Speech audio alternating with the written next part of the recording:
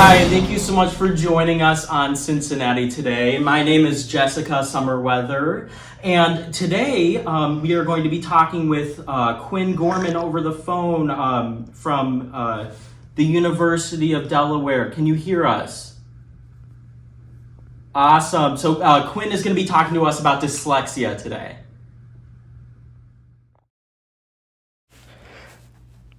Thank you so much, Jessica, for having me on the air. Yes, well, we're very happy to have you. Yes. So my name is Quinn Gorman. I am an elementary school intervention specialist at Creekside Riverwood Chuck Hills Elementary. I oversee assessing and evaluating students with learning disabilities.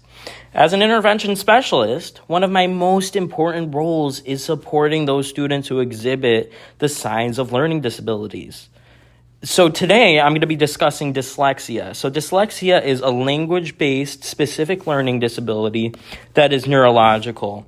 It is characterized by difficulties with accurate and fluent reading recognition and poor spelling and decoding. Students with dyslexia often have difficulties with specific learning or specific language skills, such as spelling and pronouncing words. This can ultimately lead to challenges with academic success, and these students actually qualify for accommodations and supports in the classroom. Dyslexia affects many aspects of a student's life, even outside of the classroom. We have mental health, for example. Students' self-image. Students can feel like they're less capable than some of their peers. So that really that social and emotional aspect of was first recognized by Dr. Samuel T. Orton, as he noticed that it contributes to depression and negative views towards the world. Since this learning disability has such a large impact on students, it is important to catch those signs early on to provide the proper supports and accommodations. Some of these signs that we can catch early on, especially in elementary school, are those problems learning how to speak, problems with letters and sounds.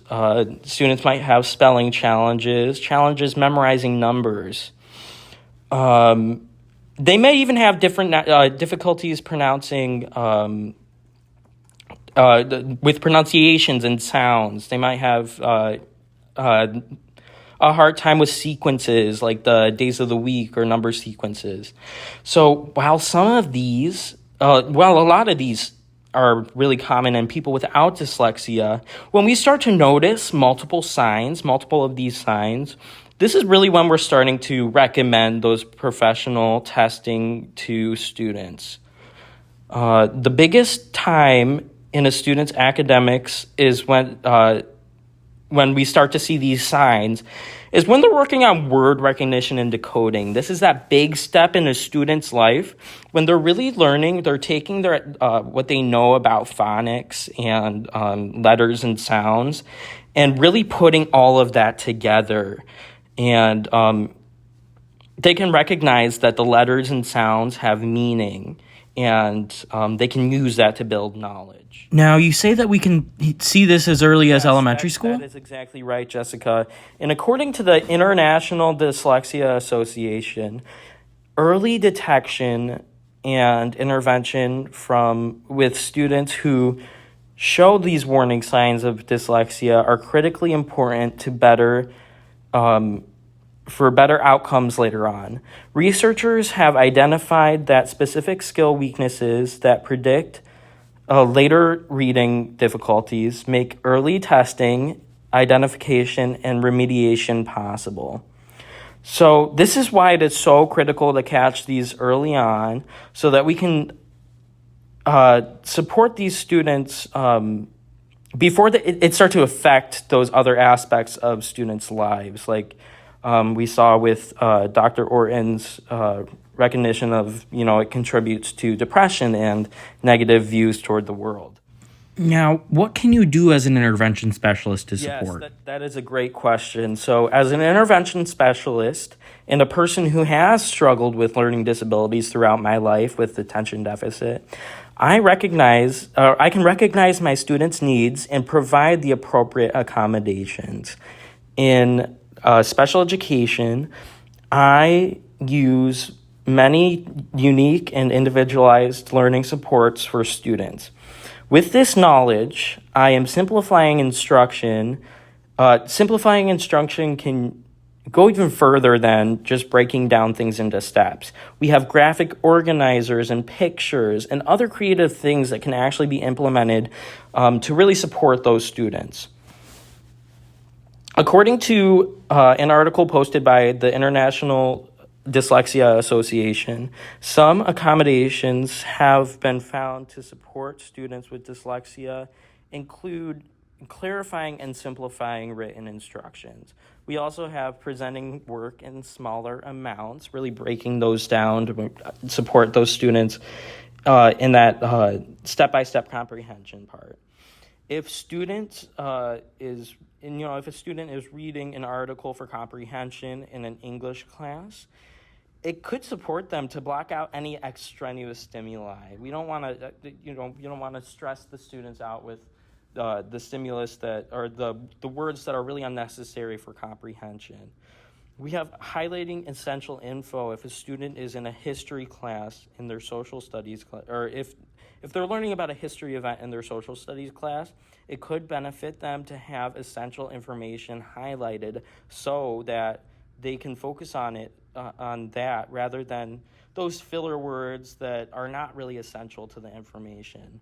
We have reading notes. We have audio recordings, use of AT. It is important to recognize that every student has individual needs. Some of these accommodations that support one student with dyslexia might not work for another student with dyslexia. So it's really just trying to figure out those students' needs and what might work best for them. Since those portions of the brain that are in charge of reading and writing are different than in students with dyslexia rather than people without, we see that the accommodations and modifications through the data, we can see that these can support the activation of these sections of the brain. According to Dr. Guinevere Eden, she's the director of the Center of the Study of Learning at Georgetown University. She discusses in a YouTube video posted by the account Understood, entitled Dyslexia on the Brain, that effective interventions for kids with dyslexia teach the relationship between sounds and letters in a systematic and structured way. Ineffective interventions for students with dyslexia focus on eye movement and balance. This is not what we're looking for. That will be ineffective to the student. The main skill that we're addressing in dyslexia intervention is really mapping out language to print,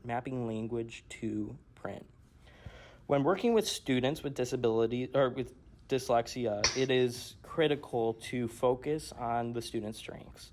Drawing on these students with dyslexia strengths can show the teacher, where the student excels and where they might struggle with others.